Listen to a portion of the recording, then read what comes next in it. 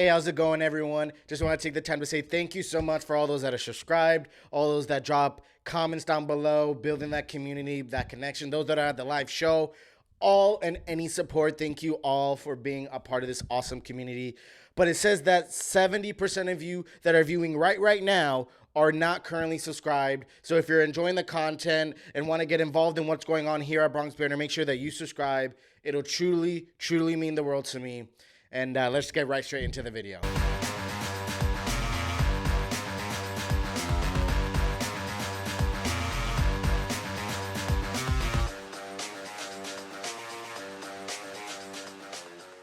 Hey, what is up, guys? This is David from Bronx Banter coming at you with another episode. And I've never been more excited for a free agent to not go to the Yankees. And this sounds like a lot of you that may not be Yankee fans that are watching maybe just start commenting, coping. Listen, I'm not coping. I've already been on the fence. If anything, I started off not a huge Blake Snell fan to the Yankees, especially when Yamamoto and all of them were available. Then when not all of our options kind of thinned out, I was open to acquiring Blake Snell. And even with Cole's injury, my first resort wasn't Blake Snell, it was Cease. So I haven't always been super ecstatic to acquire Blake Snell.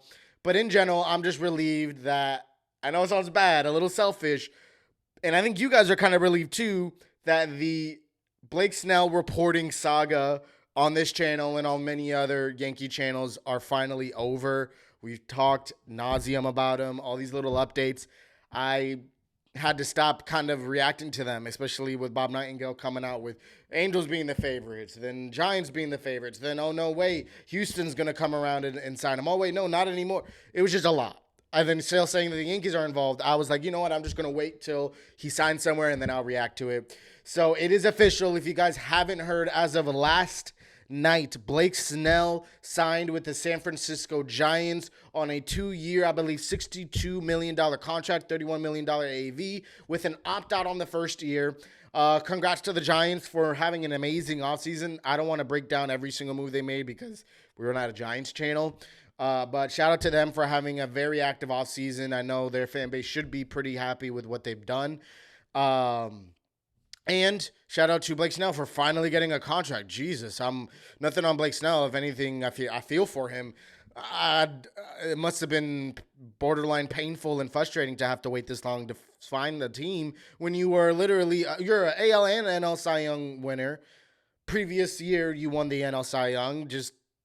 You should have found a team pretty easily, but it's all about negotiations and all that stuff. So covering all of that off the table, I am glad, and this is not being petty, shout out to Blake Snell. I hope he's successful to everyone except for the Yankees because we're a Yankees channel here. Wish you all the luck, all the success. You're a super dope dude. But I'm content with how the Yankees have handled this. I'm glad to know that the Yankees were self-aware enough and adamant enough and did their due diligence. Jeez, never been an issue saying this word. Have done their due diligence to reach out to Scott Boras. Blake Snell have provided not just one offer, but several offers. There's probably been more offers that weren't reported either. But the Yankees didn't want to not go over the luxury tax, but pay any more dollars since they've gone over the last luxury tax, paying 110%, paying nearly over $60 million a year for Blake Snell. Though 2-year contract would have been nice, it is a lot to think and understandable to think that we would have to pay $60 million for any pitcher, honestly. Especially for someone that, whether it's true or not, stuff has been going around about insecurities of his innings pitched, his consistency, and him getting past the 5th inning, heading into the 6th inning. Whether that's merited or not, there's still those concerns there. And at the end of the day, if anything, we need a pitcher that is going to be absolute consistent. We got to be certain of what we're getting, especially if we're going to be willing to pay in luxury tax upwards of over $60 million a year. But I'm glad that the Yankees did their due diligence. I'm glad they didn't get desperate. I know I'm not the only one that thought that, people on social media have been agreeing with me that, or not necessarily agreeing with me, but agreeing with the concept that they're glad that the Yankees didn't get desperate and make a move like this. I do think, again, in the offseason, what did we do? We got a bunch of pitching depth. We got rid of a lot, but we got a bunch. So if we got a bunch of pitching depth, why not tap into it? What is it to get a bunch of pitching depth and then never use it? And then just go out and sign someone. So we always talk about letting the kids play. I know Snell is a Cy Young winner and stuff like that, but why not let the kids play? Will Warren, Clayton Beater, Cody Petit, and Morris, those aren't necessarily kids, but they could do something for you as well. We have 4 guys right there that can rotate and tap in. And literally, if you wanted to be even with all 4 of them, 4 guys that can give you 2 to 3 starts each.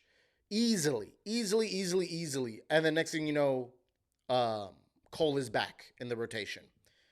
4 guys. So why not tap into those guys like Cody Morris, Cody Petit, Will Warren, Clayton Beater? I'll continue to say that. I'm super excited to see what they could produce for us, and I hope we tap into them. I do not want any of this nonsense of Michael Lorenzen coming to the Yankees. There's no reason to. Absolutely no reason to. His ceiling is not as high as I believe as Will Warren and Clayton Beater. At the end of the day, Will Warren and Clayton Beater are young guys. So naturally, their ceilings, there's going to be a higher ceiling to a certain degree for them. We thought very highly of them, and we didn't trade them off for a certain reason. So use them. We didn't hold on to them just to keep them in AAA. So why not tap into them? They've had, especially Clayton Beater, from what I remember and recollect, had a great spring training. Obviously, spring training doesn't mean everything, but it's still pretty impressive for a young guy coming from AAA to have a spring training that they did. So, yeah, I'm totally okay, totally content with us not acquiring Blake Snell. But if we did acquire Blake Snell, listen, I'm not going to complain with the level of talent that Blake Snell has. I'm not going to complain with having that on our roster at all, by any means. So there's pros and cons to both. So, but I'm super excited to see what these players do. And just so we know, as a warning, if any of these 4 pitchers start a game or open a game or however you want to word it, and they do bad in one start, let's not get hard on them.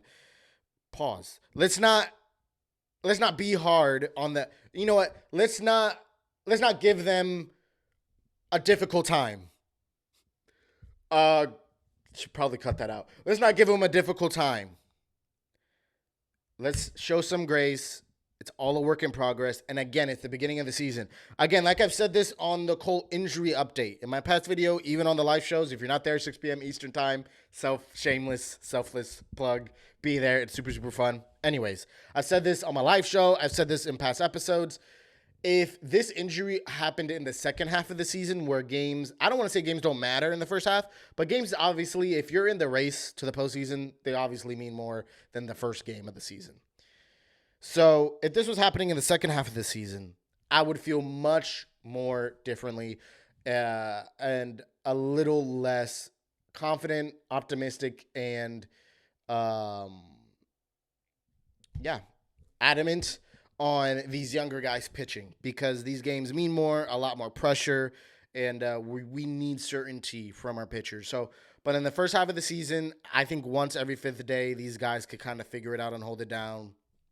Now, I would say if Cole was guaranteed to get Tommy John, Blake Snell, especially on a 2-year contract, seems almost has to happen for the Yankees to a certain degree.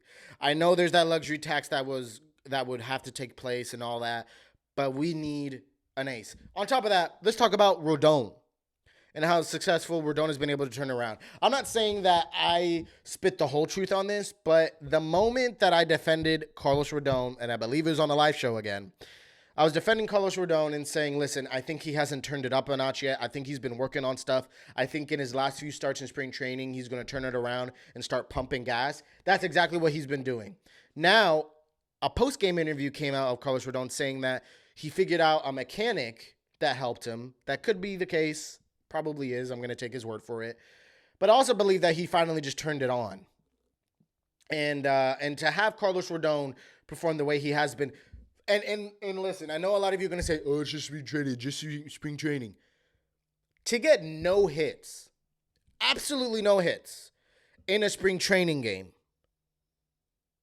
I believe it was 5 1/3 or 5 2/3, no hits. That's impressive. I don't care who you are. And then on top of that, to kind of reiterate how well Carlos Rodon had it figured out, because some of you could argue, oh, well, the offense could have just had a bad day. Jonathan Loaizaga came in, and Jonathan Loaizaga, we don't just snooze at. The second batter in, gave up a solo home run. Second batter in for Jonathan Loaizaga. Carlos Rodon didn't. And Carlos Rodon, even in his last start, the only blemish he had was a solo home run. So we know Carlos Rodon has given his fair share of home runs. Didn't even do that.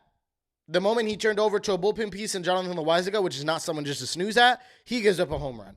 That just reiterates how well Carlos Rodon has turned it on and figured it out. Now Carlos Rodon needs to bring it into the regular season. And I'm super, super excited to see what he could produce for us. And if Carlos Rodon can produce like that at the top of our rotation, now I'm not saying give us 5 innings, no hit every single outing, but could give us something relative to that, I'm okay with, again, having our young guys figure it out at the 5th spot of the rotation for the first 2 months, almost 3 months, or while we wait on Garrett Cole to return. Now, some of you are saying and having some pessimism, I guess, if that's the right way to use the word, that Garrett Cole may not return right away. Now, if Garrett Cole doesn't return in the frame that we expect him to return, which I do think that will happen, I don't see why not, then we just make a move at the trade deadline. This is, for our ace to be injured, this is the best case scenario outside of him just not being injured or him being out for a week. Because the time frame of him being injured, let's say we find out that he's going to be injured for longer, which, knock on wood, better not happen. You could always just go ahead and get someone at the trade deadline. Shane Bieber. There's a few other guys out there probably that you can make a trade for. Who knows? So, yeah. At the end of the day, again, we're talking about pitching in general, but we're mainly talking about Blake Snell going to the Giants. I'm totally okay with that. You guys should be okay with that. Let me know what you guys think in the comments below. Did we miss out on a huge opportunity acquiring Blake Snell? Do you guys understand why we didn't get him? Do you guys not understand?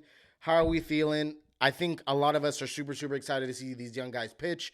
Again, my defense is we avoided trading them off so much and so often. Show us why.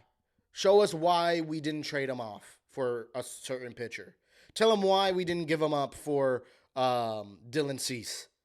Tell us why. Show us why. So let them pitch in the 5th spot. You never know where they could produce. They could burst onto the scene. So let me know what you guys think. And if you liked today's episode, please make sure you subscribe down below. It'll truly mean the world. Check out what YouTube suggests will be a great video for you. And also, The Martian wants you to subscribe. Judge wants you to subscribe. So make sure you do. And until next time, peace and be blessed.